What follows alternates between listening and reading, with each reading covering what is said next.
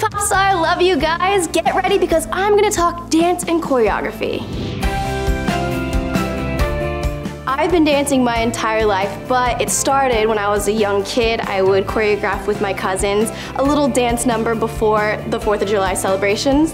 And after that, I really started getting into it professionally when I was about 18. Around when I was 18, I had to get convinced that I was good at dancing because I was a cheerleader forever, and my coach saw that I had rhythm and she was begging me to come to the practice, and I told her, there's no way that I have rhythm. You're totally out of your mind. And she said, just come to one and I promise you'll love it.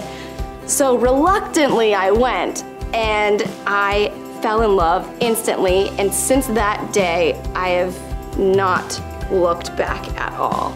It was very, very important that that day happened. You'll never grow if you keep doing the same things. If it doesn't challenge you, it doesn't change you. So I just try my hardest. I am currently picking a new song that's completely different than anything I've ever done. It's this hipstery type of like folk song, and it's a really big challenge for me, and I'm super, super excited for it.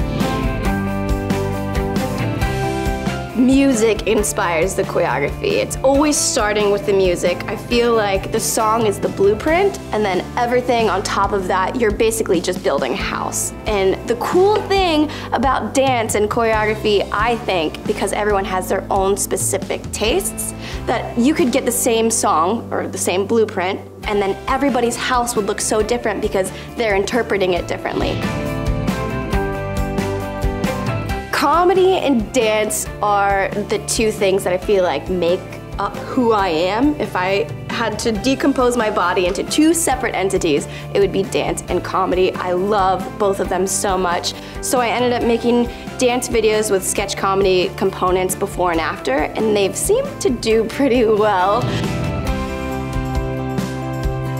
I feel like any artist is always gonna wanna top themselves for their last piece of work, but there are so many people watching, and it does get a little pressure on me, but I feel like now I've learned whatever I want to do is what I'm gonna do, and if people are gonna like it, they're gonna like it, and if they're not going to, but as long as I'm happy with it, that's all that really matters. I feel the most comfortable doing really hard-hitting hip-hop, and the least comfortable doing jazz or ballet. Ballet definitely is my worst. I've been in a few ballet classes, but I was with a bunch of little kids, and I was still the worst. Okay. My absolute favorite dancer of all time is named Keone Madrid.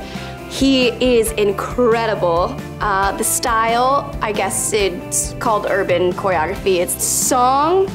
This is a little weird. I've always wanted to choreograph to Pure Imagination from Charlie and the Chocolate Factory. If it was Pure Imagination into some sort of remix, some sort of like horns and trumpet remix, oh my gosh. Jazz and that song together, out of this world.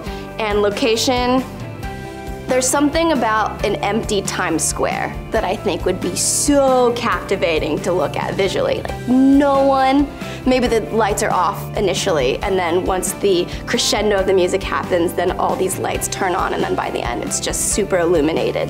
That would be cool. There's so many projects that are always going on. I just recently did my 4th campaign with Target, which is so exciting for me because I'm obsessed with Target. I did a couple body positivity campaigns for them. We did a jeans one, we did a swimwear one. We just did one for their new home decor line, their globally inspired stuff, which I'm super into. So hopefully just continuing that relationship. And I'm really interested in getting into a few different mediums that I've never tapped into before. Quite possibly a podcast and maybe even a rap comedy EP, which sounds so fun to me. Thanks, Popstar. Make sure to check out my videos on YouTube.